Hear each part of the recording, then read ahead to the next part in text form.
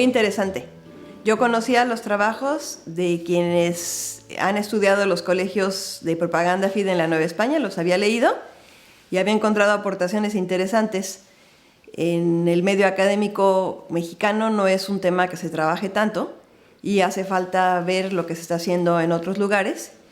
Y las aportaciones más importantes que yo encontré fueron acerca de cómo se hizo el reclutamiento de los misioneros en diferentes momentos y cómo se fueron resolviendo las necesidades de entrenamiento de los misioneros para cumplir con la labor que ellos tenían que hacer en las diferentes áreas de misión que atendían los colegios. Y también un trabajo muy interesante sobre cómo se fundaron figuras institucionales para resolver la administración de las zonas misionales. El comisario prefecto de misiones, que fue uno de los temas que se trató, resuelve la forma en la cual los misioneros reciben los privilegios del papado para poder administrar sacramentos que de otra manera le hubieran correspondido exclusivamente al obispo, como es el caso de la confirmación.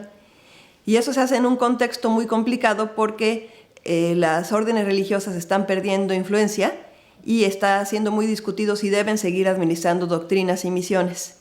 Entonces la discusión en Alta California se da alrededor de si deben seguir considerándose misiones esos lugares o deben pasar a ser parroquias y por lo tanto pagar al Estado y pagar a la Iglesia por todos los servicios. Y es muy importante el tema de la administración de los sacramentos porque eso define que siguen siendo misiones.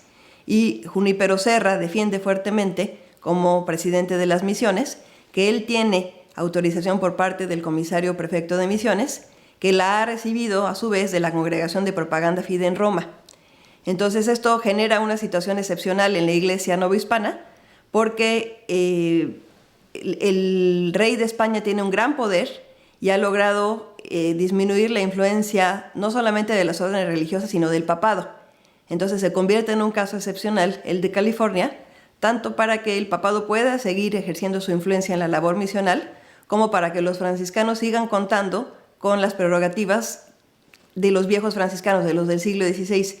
Y esa es una situación muy interesante, ver cómo lo lograron, a través de qué figuras institucionales, que no implicó, digamos que también implicó a su vez tensión dentro de la orden, porque se salían de las figuras institucionales que eran las provincias. Los colegios funcionan de manera independiente a las provincias. Entonces eso también genera cierta tensión porque dentro de la orden tiene una situación privilegiada y excepcional que no están compartiendo los demás franciscanos. Y el tercer trabajo trató sobre las misiones de Perú y también prestó particularmente atención a la tensión que había entre la corona y los franciscanos para la gestión de las misiones alrededor de la figura del regio patronato y bueno, dio seguimiento a algunas figuras específicas y a su actuación. Eso es en cuanto a los temas de investigación que yo trabajo normalmente. Pero me fue muy interesante ver cuál es la situación contemporánea de los franciscanos, que yo reconozco que desconocía bastante. Oír hablar de su presencia en China, por ejemplo, fue muy interesante, que saber que tienen una presencia importante dentro de esta gran variedad que tienen de religiones en China. Y también escuchar las palabras del ministro general de la Orden y del promotor de la evangelización, que me parecieron muy interesantes en términos de plantear nuevas preguntas, de preguntarse por la herencia de Serra, pero en los tiempos actuales, diciendo qué tenemos que hacer hoy para responder a ese llamado, para seguir haciendo misión, para seguir evangelizando, para seguir respetando el espíritu de la Orden. Entonces me pareció esa parte particularmente llamativa y novedosa, yo no la conocía, y me quedo con muchas preguntas y con mucho interés de saber más de los franciscanos en el siglo XXI.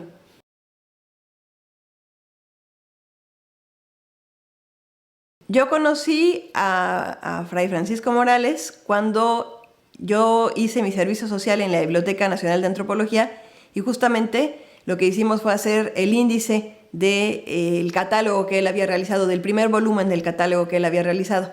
Entonces conocí muy bien los documentos a partir de leer toda la descripción ficha por ficha que él había hecho de los documentos que formaban parte de la colección que resguardaba el Instituto Nacional de Antropología.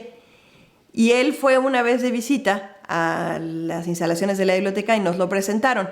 Yo era en ese momento muy joven, acababa de terminar la licenciatura en Historia, y él iba a una visita muy apresurada, pero yo lo recuerdo muy bien. Él no se acuerda específicamente de ese momento, pero yo sí lo recuerdo muy bien. Esto era a principios de los 90, fue esto, a principios de los 90. Desgraciadamente ese trabajo no se aprovechó porque todavía lo hicimos con lápiz en tarjetas, y cuando hicieron la parte de computación del archivo no utilizaron ese catálogo, esas notas, ese índice que habíamos hecho nosotros, y fue un trabajo que desgraciadamente se perdió. Después, por mucho tiempo, no tuve contacto con él. Yo leí sus textos por muchos años, porque él es un gran estudioso de los franciscanos, y a mí me han interesado los franciscanos por mucho tiempo.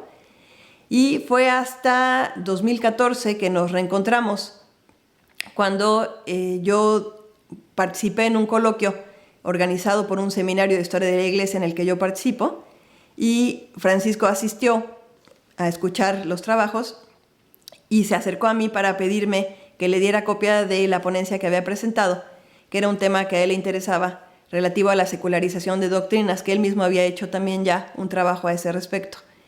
Y una amiga en común nos presentó, y ella le dijo que yo también tenía experiencia en trabajo académico administrativo, porque había trabajado en el posgrado en la UNAM, y él estaba buscando a alguien que colaborara con él en un proyecto para crear un doctorado en la Universidad de las Américas. Entonces, posteriormente se puso en contacto conmigo y con otro colega que trabaja también en la UNAM, y a partir de entonces hemos hecho una relación cercana, porque por una época tuvimos una reunión semanal donde trabajábamos el proyecto del doctorado.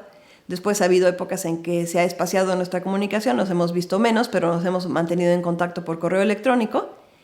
Y él leyó en ese momento mi trabajo, y después yo le proporcioné algunas copias de los trabajos que he hecho, le di también copias de los libros que había publicado, y fue entonces cuando me dijo que le interesaba que lo acompañara a esta conferencia, y él se encargó de hacer la gestión para que me invitaran a la conferencia.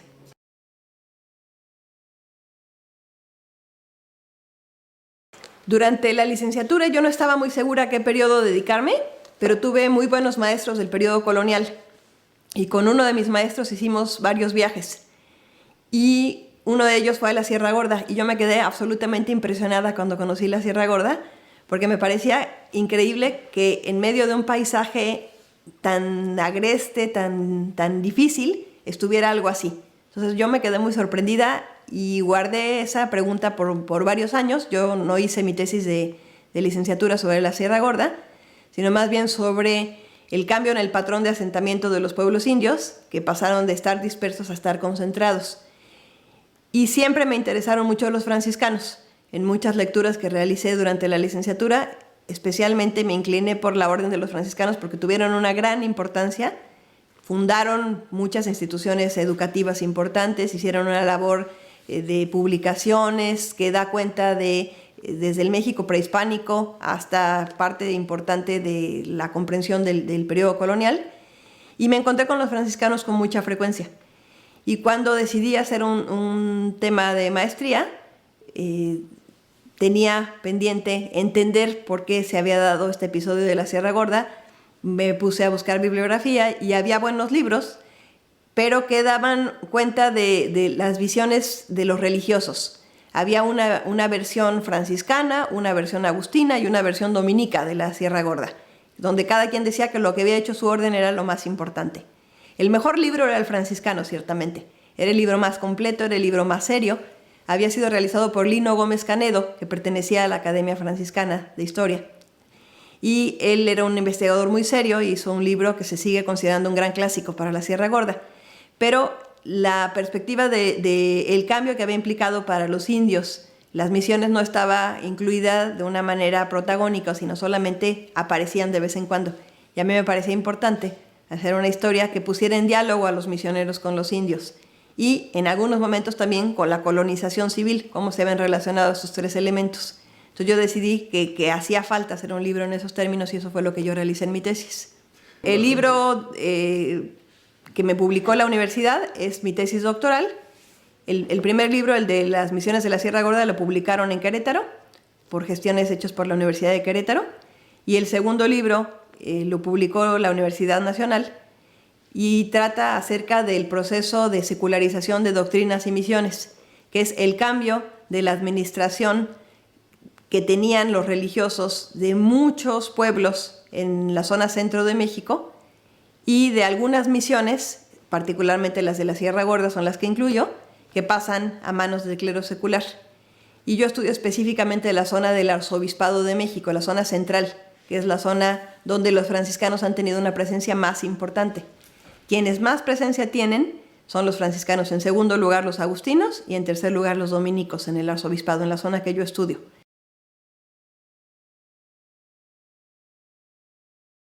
Tengo 2 libros publicados, sí. El primero de ellos es sobre las misiones de la Sierra Gorda, justamente es este libro.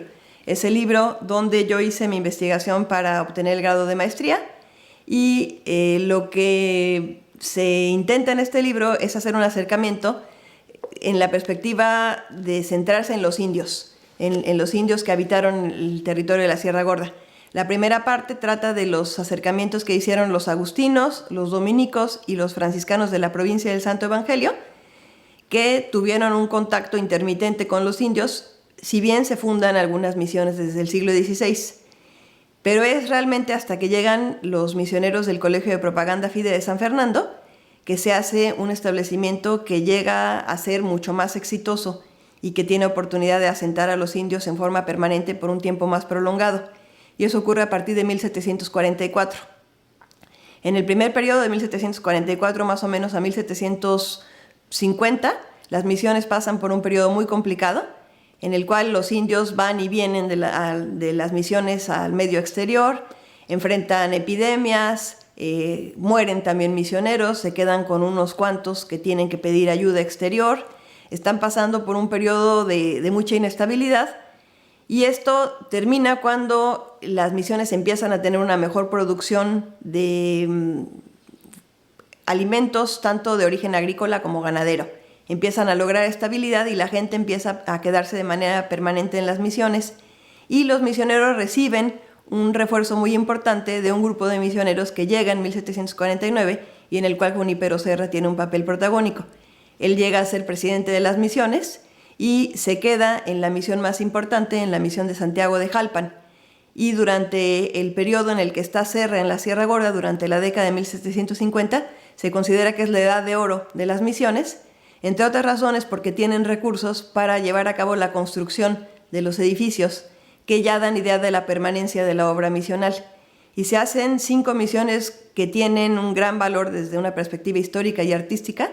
Son obras del barroco del siglo XVIII, del barroco de argamasa, de un barroco que tiene una gran cantidad de figuras esculpidas y pintadas, un barroco muy colorido, que dan idea de un nuevo proyecto de acercamiento a la población indígena que utilizaba mucho los viejos recursos del siglo XVI.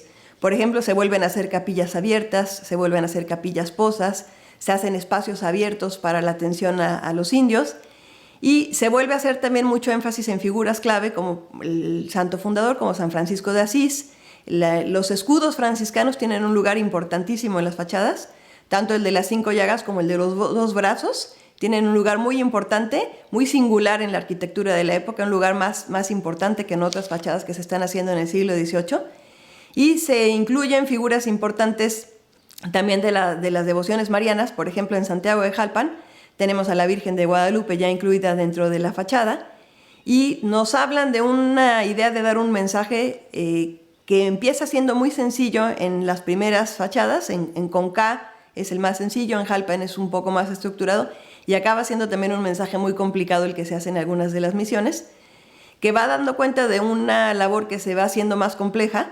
Las misiones logran estabilidad, logran finalmente atraer a un número importante de indios que se quedan asentados de manera permanente y también tienen mucha tensión con los colonos del área. Originalmente tenían una relación amistosa de colaboración, pero llega un momento en que se están peleando por las tierras y se están peleando por la mano de obra con los colonos. Y Serra es quien pide que los colonos salgan de las misiones y funden sus propios establecimientos, fundan algunos otros lugares donde ellos ya llevan a cabo su actividad agropecuaria y tienen una cierta tensión con los misioneros, pero los misioneros logran consolidar su obra, logran que los indios se queden de manera permanente, aunque no tienen tantos indios como al principio. Digamos que logran la estabilidad en la década de los 50, principio de la década de los 60, vuelven a enfrentar una epidemia importante en 1762, que pone a prueba también la estabilidad demográfica de las misiones. Finalmente logran superar esta prueba y hacia mediados de la década de los 60 se empieza a hablar en el Colegio de San Fernando que es posible que las misiones de la Sierra Gorda se secularicen, porque se está haciendo una transferencia de doctrinas y misiones muy importante en esta época. ¿En qué año fue? La secularización ocurre en 1770, pero empieza a hablarse de ella desde 1766. Ya empiezan a decir que va a llegar un nuevo arzobispo, que es probable que quiera secularizar las misiones. Y lo que cambia la circunstancia para los propios franciscanos es que son expulsados los jesuitas, y a ellos les dan una gran cantidad de misiones y necesitan contar con misioneros. Entonces ellos deciden dejar voluntariamente las misiones de Sierra Gorda para irse a California.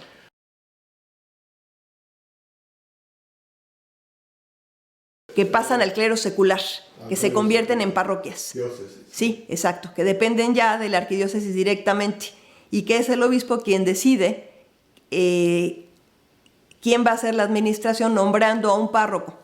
Y en este caso es muy singular porque normalmente se pasaban de una doctrina a una parroquia o incluso se dividía una doctrina y se hacían varias parroquias. En el caso de la Sierra Gorda eran 5 misiones y solamente se fundan 2 parroquias. Solamente se considera que hay condiciones para sostener a 2 párrocos y la madurez para que se conserven 2 pueblos que son Jalpan y Landa. Son los únicos 2 que se convierten en parroquias. Y eso es curioso porque no necesariamente son los que tenían más población. La misión más poblada era Tilaco, pero era una misión muy alejada de los caminos principales. Entonces, la que había sido más exitosa en lograr asentar a los indios, la que había logrado tener una mayor producción y una mayor estabilidad, al paso del tiempo se va convirtiendo en un lugar nuevamente despoblado, porque ya no hay un párroco permanentemente allí ocupándose de la administración espiritual. Y entonces, hacia fines del siglo XVIII vuelve a hablarse de parte de la tierra de misiones como una zona abandonada, con indios dispersos, con poca atención espiritual. Y la población que está habitando en este momento, hacia fines del siglo XVIII, ya no es solamente de indios, sino que han entrado muchos colonos de diverso origen, muchos de ellos mulatos. Entonces la población de la zona también ha cambiado importantemente para fines del siglo XVIII.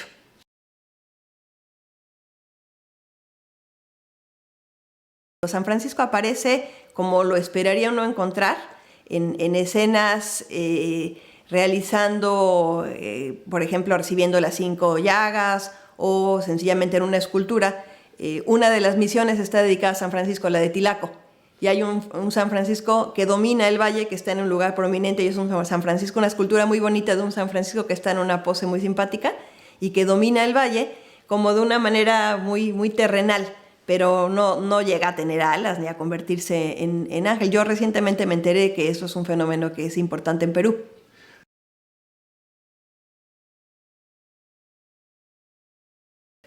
Pues yo creo que lo que les diría es que es importante conocer la historia.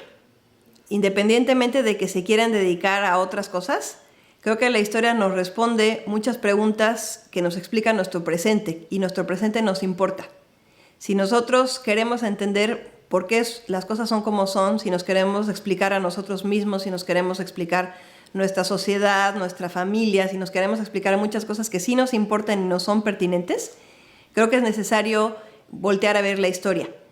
Y es necesario también que la historia busque, como lo están haciendo ustedes, medios para acercarse a la gente que no lo va a hacer de manera profesional, que no va a estudiar historia como licenciatura ni como posgrado, pero que sí requiere la historia para moverse con mejor conocimiento y para entenderse mejor. Entonces creo que es importante que los jóvenes tengan esa sensibilidad, que dediquen un tiempo a leer, que dediquen un tiempo a ver videos, que dediquen un tiempo a acercarse a los medios necesarios para entender con un poco más de profundidad las cosas. Porque el presente es muy inmediato, muchas veces ni siquiera de lo del presente estamos suficientemente enterados, pero no basta con entender el presente. Siempre tenemos que voltear a ver un poco más atrás para entender lo que está pasando y para que las cosas tengan sentido. A mí lo que me parece es que la historia nos ayuda a que las cosas tengan sentido. Entonces es importante por eso hacer historia, quienes nos dedicamos a eso, y saber historia independientemente de a qué te dediques. No con el grado de profundidad que lo hacen los investigadores, eso no se puede pedir, pero sí por lo menos plantearte preguntas y buscarte cómo responderlas.